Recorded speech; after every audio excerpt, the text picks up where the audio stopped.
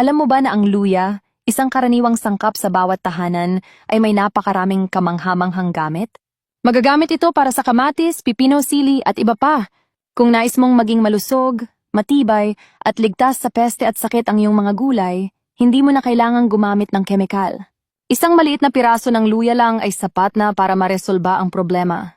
At kahanga-hanga ang resulta. Ngayong araw, ibabahagi ko sa iyo ang simpleng recipe na ito ng libre.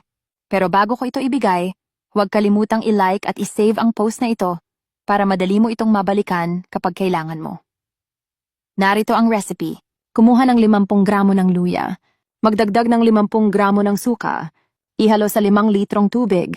Pagkatapos salain, ispray lang ang timplang ito sa iyong mga halaman. Ang pamamaraang ito ay hindi lamang nagpapanatiling malusog at ligtas sa peste ang iyong mga tanim, kundi hinihikayat din ang masaganang bunga ng mga kamatis, pipino, sili, at marami pang iba. Lahat ay natural, ligtas sa kalikasan, at matipid pa sa gastos. Natutunan mo ba ito? I-follow ako para sa mas marami pang pang-araw-araw na tips sa paghahalaman.